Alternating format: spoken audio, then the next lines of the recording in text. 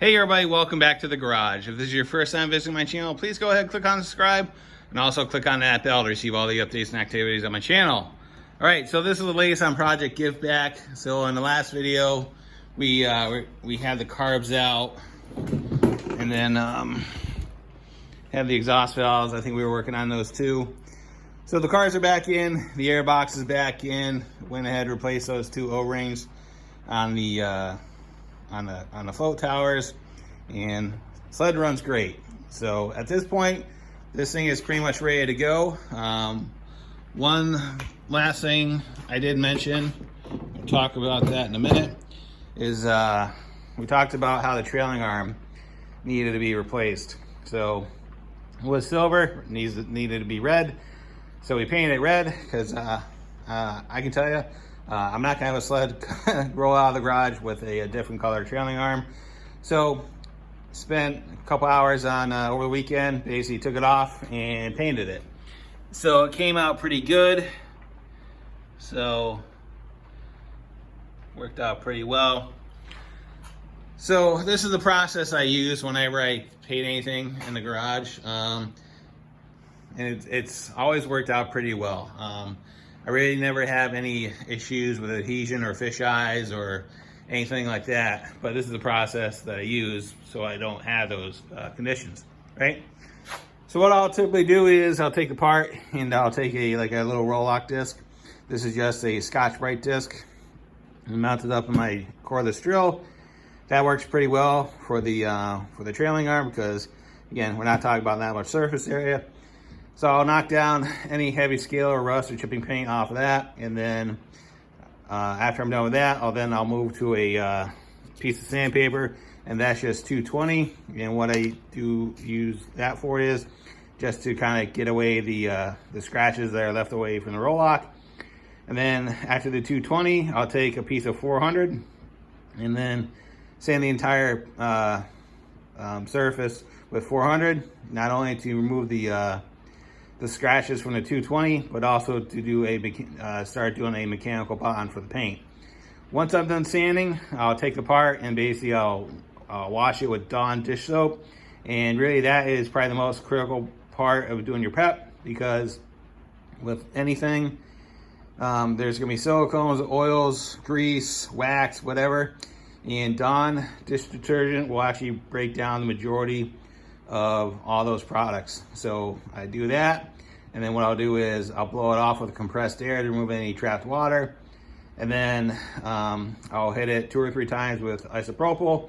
And once I'm doing the isopropyl, typically I'm gloved up, so I'm not doing any transfers from oils from my hands to the surface. So I'll hit it with isopropyl a couple times, and then after I do that, I'll hit it with primer.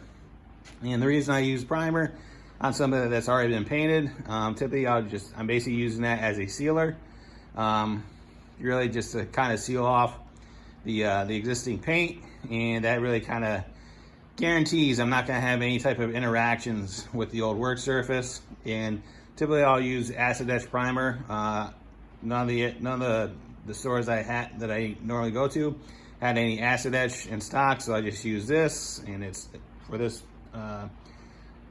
for this particular process, it'll be fine. And then I just went after it with my top coat.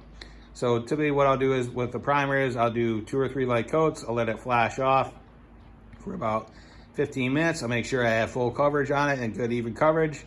If I have any dirt nibs or anything like that, I'll hit it real quick with 400 just to take it out, and then I'll hit it with the top coat. And as far as the top coat, I just basically, again, 2 or 3 light coats.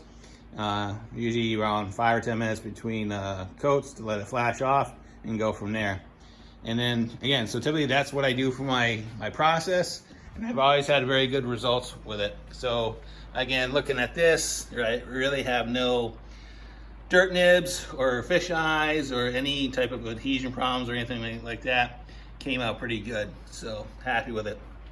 So at this point, this sled is basically done, where it's ready to move on to the next steps as far as ownership.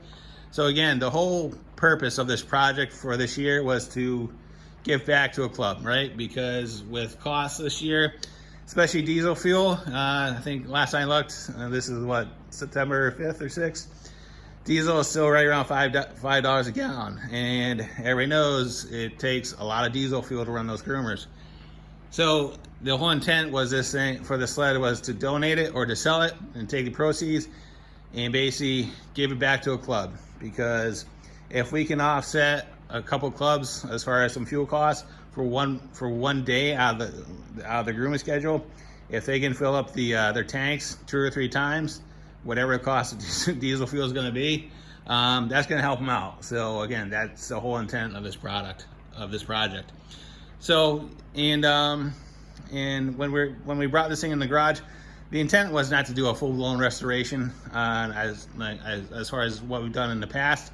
Again, we're trying to keep costs low, but we did go through it mechanically and made sure that wherever the sled ended up, somebody's going to be able to ride it without any issues. So that's what we did. So, all right. So at this point, I'm not sure if we're going to see this sled again. Because as far as videos, I'm pretty sure this is pretty much all I'm going to do to it at this point.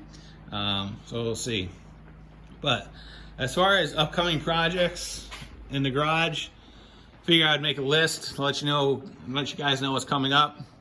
A bunch of C3 stuff. We're doing some lighting. We're changing the headlights from the incandescents to LED projectors. Placing the body mounts in the C3. Those are bad. Seat mounting for the Fiero seats and recovering those. We're replacing the bumper, and then we're going to paint the bumper. And the last thing we're going to do with the C3 before the end of the season is I'm going to install a heat shield that goes over the tranny to mitigate some of the heat that kind of gets into the cabin through convection. On the Colorado, I got to replace the rear shocks, and we're putting 32s on it. I actually already put a 2-inch leving kit on it earlier this year. I never filmed it.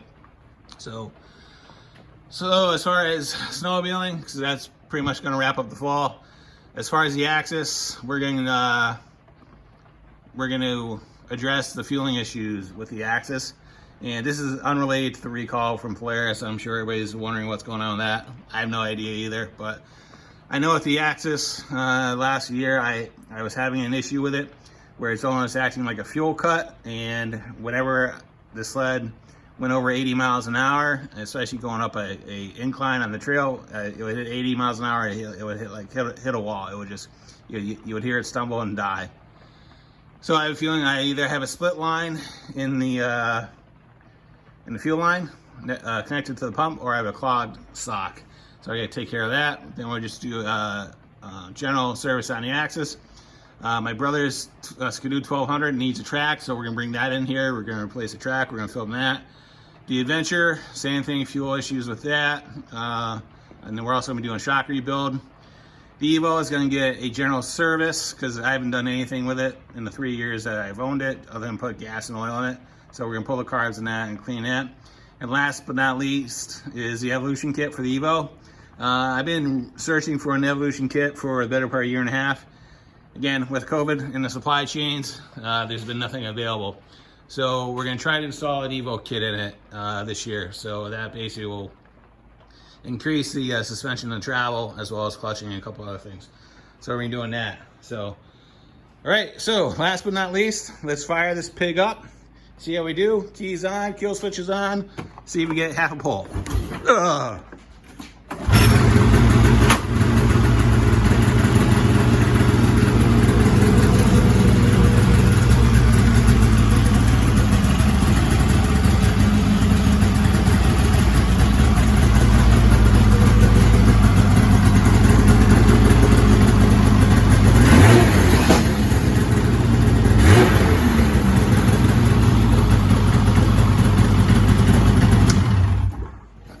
You know what?